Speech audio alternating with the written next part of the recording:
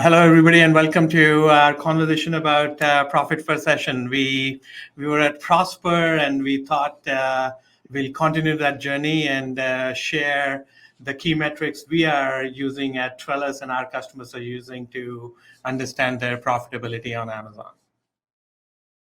So we were chatting about this on our flight back, and there was pretty much everyone that we talked to was all curious about profit. There was nothing different. There was, I think this was the year that 100% of the people were like, "What's profit? I need to get more profit. I need to drive more profit, whether it be from Amazon or going multi-channel." But it's becoming more and more of a concern. Krishna, based on the conversations you had, what did you hear there? I think the macroeconomics is really what's leading people. People are a bit Yeah. more sensitive these days. Brands are a bit more sensitive about profitability, and growth still matters. But I think the days when people were willing to pay anything to grow are behind us. I think it's becoming more important for people to grow profitably. That was the by far the biggest sentiment I heard from the people I spoke to at Prosper. Yeah, and that's it, right? Like it's growth at all costs. I think we even see that with the amount of people or the people that were exhibiting at Prosper, where a couple of years ago it was all aggregators and it was all about just getting Yeah, top line growth. You don't even see aggregators anymore. correct. And I think to a certain degree, I don't want to use the word easy money, but to a certain degree, it is a bit of easy money. That I think the Yeah, easy money is disappearing, and yeah, people are just wanting to be profitable. They still want to grow, but they want to do it profitably. yeah, absolutely. And so again, for those of you that are here, this is a continuation of our conversations at Prosper. We'll be talking about profit per session. We'll also be mentioning the winner of our Apple Vision Pro as well on this webinar. So um, this is something that we knew that we wanted to incentivize people because we know that this metric is the one that matters the most, and we really think that every brand should be doing it, but should be looking at it. And so without further ado, we're going to kind of walk through. Let's walk through kind of what our thoughts are in profit per session as a whole. And so, from where we stand and what we look at, this is reigns true for all of us. Reigns true for every brand. Amazon takes 50% of every brand's GMV, and if you're here, feel free to drop in the chats whether you agree with this or not. But we've seen this to be true across the board. There's enough data out there. There's enough studying out there. And so, what part of this? Where is this coming from? And outside of Amazon taking the 50%, but what's really driving the inability for us to be profitable? And if we keep going down that path, we've looked at data over the last however many years, since about 2018, where you see the overall GMV is rising, right? That there's more and more volume, more and more merchandise being moved on marketplaces than there ever was before. But there's also a good amount of competitors that are a good amount of sellers that are increasing as well, right? Where as much as Prosper, there was a good amount of advanced sellers or people who have been selling for a while. There was still a group of new sellers as well that are entering the marketplaces and entering whether it be Amazon or let's look at TikTok Shop or a Walmart or any of those places. But margin is still trending down, right? It's harder and harder to eke out profit because of all of these variables, right? There's rising competition that are driving down prices. There's marketing costs, whether it be your advertising spend, your fulfillment fees. There was a bunch of new costs that Amazon brought to the table this year as well, and then also then the overall operational inefficiencies, right? If we look at the businesses that have been built on Amazon, they're relatively new. They haven't been able to develop or evolve their operations or the way they operate to a capacity that allows them to be efficient or to be profitable as well. And so all of these things impact margin. All of these things impact your ability to be profitable, and let alone the ability to grow profitably. Right? It's extremely challenging. And so for those of you that are here as well, I'm sure you feel this yourself, but it's if we don't actually have the ability to grow profitably, all we're doing is putting money into the pockets of Amazon, putting money into the pockets of everyone else but us, right? And profit needs to be where we need to play. And so if we look at how do brands operate today, every brand looks at and operates in this way, where you have your product, your price, your placement, and your promotion. And these are the four levers that drive GMV on Amazon. whether you have your advertising, whether it be your content, your hero image, your bullets, your headline, your coupons, or any deals that you're running, and your price. That all these four are looked at independently, right? And there's a different tool for each one. And there's so many tools available for on Amazon and marketplaces today to help you optimize X or Y, or help you optimize anything that you need to do. But the reality of it is, none of these tools talk to each other, right? And every single one of these things are optimized independently. And that's really where it creates these manual processes to connect all these dots, whether it be through spreadsheets. And if you're an Amazon seller, you have to be familiar with spreadsheets as a whole, or it be through email and or VAs that are saying, okay, well, let's take the data from one and bring it over to the other. And seeing this tangibly play out, when you have an ACOS problem or your ACOS is too high, more often than not, it's not the targeting that's the problem. It's the fact that you may not have a promotion running and your competitor's running a promotion, or your price is too high in comparison to the rest of the market, or that your content isn't resonating with your end customer as much. So when you think about it and you look at it all together, all four of these things operating independently is challenging. It's manual, it's complex, and it makes it really difficult to be able to drive profitable growth when you operate your businesses this way. And so what do we need to do? How do we need to think about it? And what do brands need to be thinking about? And so for those of you that have heard myself or Krishna talk about this, whether it be at Prosper or at any other show or other webinars that we've done as well, brands need to merchandise. This isn't a new concept anymore. This is something that we came out with last year. We're the only merchandising platform that looks at it this way as well.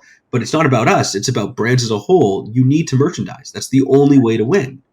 And Ali, to a certain degree, this has been an old concept. Retailers who have to operate in very tight margins have been doing that extremely well scientifically for a long time. Yeah, exactly, right. And if we look at, I think Krishna, you have the best example of this. You walked into Costco in the middle of winter, and you were telling me this story, right? You saw a bunch of barbecues right at the front of that seasonal section. It's snowing outside. Krishna and I are both in Canada here. It's snowing outside. You walk into Costco and you see barbecues right away in the middle of February. Like, why is that, Krishna? Why do you think they were doing that? I think it's as they're preparing for the next season, and not only that, there were barbecues there. I think how pricing plays out, the front of the aisles being dedicated to things that are going to come into season. There's a lot of thoughtfulness that goes into how do you win on marketplaces, make sure you are putting the right product in front of the customer at the right time. And I think those things become very important in terms of your ability to grow and profitably grow. Yeah, and that's how we need to play it from a marketplace standpoint too. We take the traditional concept where there's enough data, enough studies done as to how people do it in retail. Doing it on marketplaces in a dynamic environment means we have to look at and we have to actually plan and analyze across all four of these P's. There's enough data there. There's tons of data signals that Amazon gets you. How many business reports exist to be able to support your business that you can analyze and look at as well. But looking at it from the lens of product, price, placement, and promotion, and saying, how are we looking at all four of these together holistically, creating a strategy and then executing that strategy, and what that means for your advertising, what that means for your price, what that means for your couponing, what that means for your content, and bringing all those things together is sufficiently merchandising. And right? I think one can make the argument, Ali, that in some ways, brands are retailers on these marketplaces. There Absolutely. is a retailer that is promoting them. You have to do merchandising yourself. Yeah. And it's left in your hands, right? And so e-commerce merchandising is the key to profitable growth. We can't stress that enough. We've seen it play out. There's enough data to support this. There's enough of our experience with thousands of brands to be able to say that this is the path that we need to go down to make sure that we achieve profitable growth. Not be one of those brands that is not making any money, that are having a tough time, that their lives are difficult, they're stressed about it all the time. Merchandising is the way you achieve profitable growth.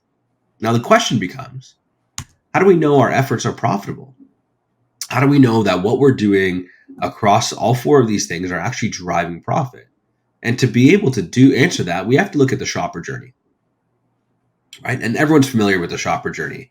And if you're not, this is a simplified version of it, whether it be from looking at awareness, consideration, conversion, loyalty, looking at really a 4-step simplified journey. across this journey, what we want to see is, well, how do the 4Ps interact here, right?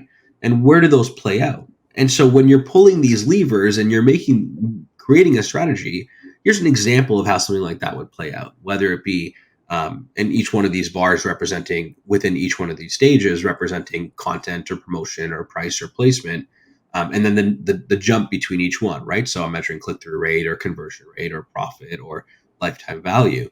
At the end of the day, the 4P shopper journey is how you look at and evaluate and say, what am I doing and how am I driving people down this to get that repeat customer, to get that customer that's driving that profit for you. And you want to be able to maximize the profit you're able to generate for every session. That's the goal. That every single time a customer sees you and that unique visit, you want to be able to say that, how am I optimizing all 4 of these P's to drive profit? Ali, you're And measure. saying two things, Ali. You're saying you have part of merchandising is driving traffic to your PDP page or to your product. Yeah. And then you're saying, how many of those can I convert so that I can maximize the profit I'm able to generate? That's exactly it, right? And so if we look at that and we say, well, if we're pulling the right 4P levers at each stage of the funnel, and doing that is how you get to maximum profit. But how do you measure that? What's the KPI to know that you're pulling the right levers, that you're doing the right thing, that you're actually driving profit to your business? And it comes back to the title of this whole thing, profit per session. That every time we look at a metric or every metric that matters towards profitability, it comes back to profit per session and measuring that. And so what is that? Right? And profit per session is the profit you're able to generate for each unique visitor to your PDP. Right? So in that 24-hour, a session looks at 24 hours worth of time that when a customer comes to your PDP, if they click somewhere else, they go somewhere else, they can come back and actually purchase your product. At the end of the day, you want to make sure that you're measuring how much profit am I getting for every session that's coming to my page. And that it's a simple metric. Look at your total profit over your total sessions, and that'll give you an idea of that. But tracking that over time gives you an idea that when you look at this 4P shopper journey again, and you move different levers, whether you adjust your content, whether you adjust your headline or your hero image, whether you adjust your price, whether you adjust your targeting parameters on your advertising, or you add a coupon. How did people actually come through and buy my product by the end of it all, right? And that's the whole metric being profit per session gives you an idea as to the delta, right? That if I changed my price, did I increase my profit per session? If I added a coupon, and did I increase my profit per session? If I put more budget behind my advertising, did I increase my profit per session?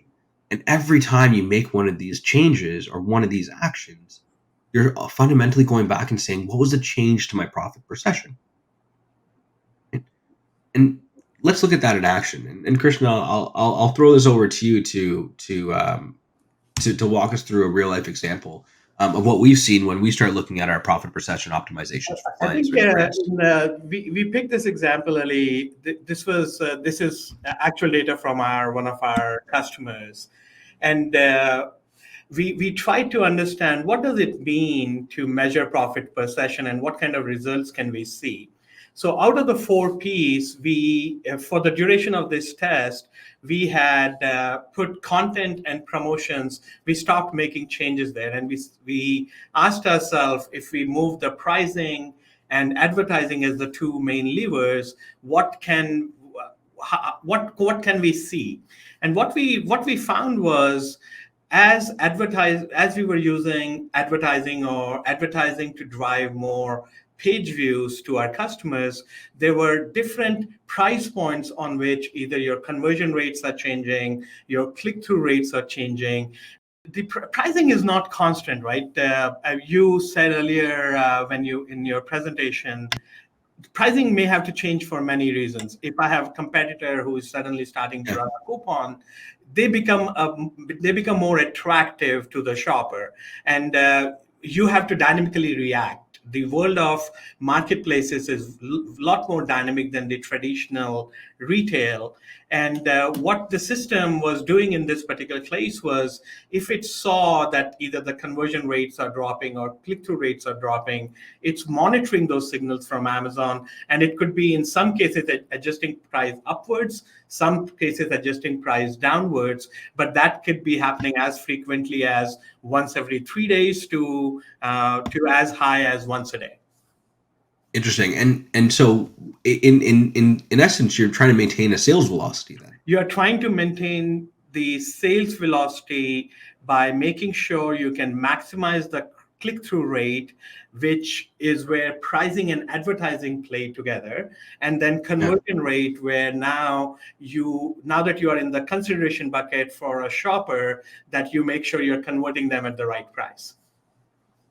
Interesting. And I think that's fundamentally it, right? Like, it's figuring out in this scenario is the combination of advertising and pricing, but it was figuring out what's the right price every day. Almost what is the right price every day, and it changes. Yeah, and if we'll talk more about this and we've talked about this before, and we'll talk more about it later on as well. But fundamentally, if we look at this example, you're able to see how much, just by the optimizations that were undertaken that Christian was talking about there, were all around, and every KPI or every metric, the only metric that we looked at was profit per session. That how are we driving profit per session? Is it going up? Is it going down? What are the changes that need to be made? And we do it programmatically, we do it systematically, and leverage our technology and our tooling to be able to enable that. But at the same time, you can do that on your own brand and your own in your own brand and in the market, and see, well, how I made X change. What's the change to my profit per session? And I think to a certain degree, Ali, the context for our conversation today was starting to just measuring the right KPI, puts you on a journey to then start to understand what variables affect that KPI and that need to be optimized. That's it. But it's simple. And that's the part that I think that everyone gets lost in, with the amount of data signals that we have, with the amount of reports that we have. At this bare element of it, we as business owners, we as brands, care about what's my revenue, what's my margin, and how many units am I moving, and how am I driving consistent growth, right? And you don't need to look at all the other things. Profit per session will allow you to see the impact of the activities that you're taking there as well. And this example really illustrates that quite well. And we've seen this across numerous brands that we work with too, when we start just thinking about profit per session more so than anything else. And once you have found, if you're able to adapt to the changing market conditions, and you can trust that your conversion rates or your click-through rates or the investments you've made are optimized, then it's easy to, or at least then you can more confidently double down with your advertising dollars. You can double down with your content changes or any number of other things one can do. Yeah, absolutely. And so it's a simple metric, a simple conversation. I'm going to throw over to a Q&A. If anyone has any questions, feel free to drop them in. We're here to answer them, and happy to do so.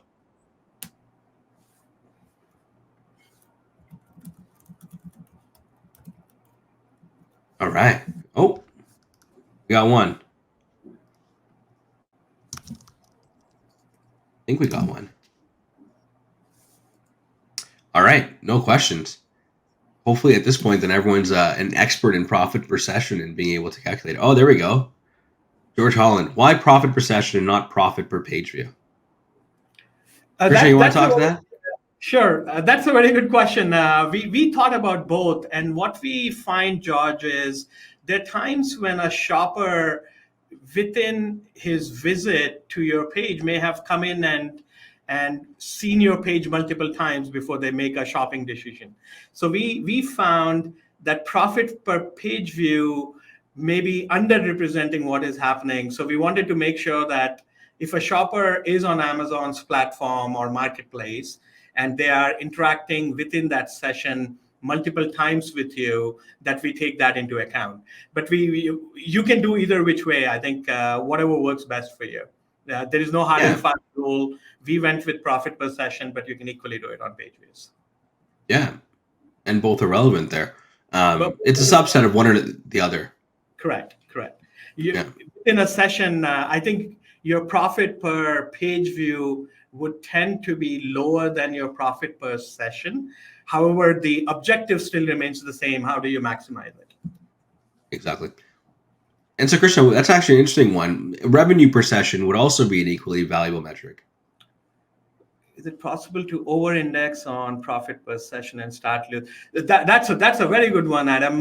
We have seen situations where people try to over-index by increasing the price to achieve higher profit per session. That's where your contributing margin dollars cannot be going down. Your total profit cannot be going down. It's fair for me to lower the price by $1, sell more, and have the net higher profit. You can't be optimizing for purely margin per se. So it would be a bad idea to reduce your profit per session, sell something expensive. It looks like you made $3, but you lost a lot of volume.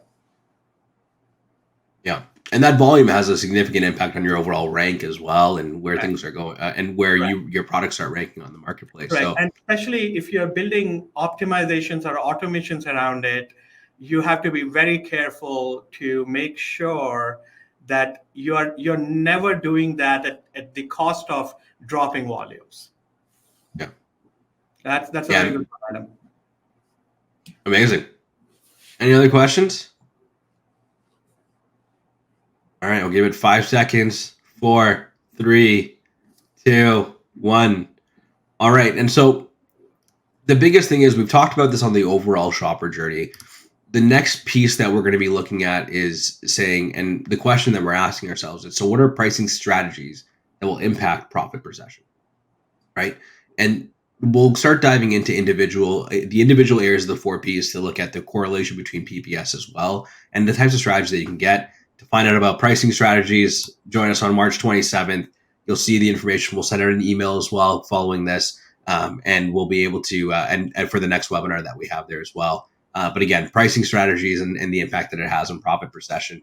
And before I forget, we did promise an Apple Vision Pro to one of the viewers here today. I have done a random draw on the back end here, and it looks like Mr. Adam Baker. Congratulations! Stick around, send an email over to me. I'll get your information as well. But congratulations on your Apple Vision Pro. Appreciate you coming by the booth at Prosper. Appreciate you coming to the webinar as well. But send an email over to me at ali@gotrellis.com. I'll flip that over I'll put that at the bottom here, and I'll get your address to be able to send that over to you. But once again, ali@gotrellis.com. Adam, congratulations. Everyone else, thank you so much for coming. Looking forward to the next webinar. Krishna, if there's anything else? No, thanks for joining us, and we look forward to the next one. Amazing. Have a great day, everyone. Bye.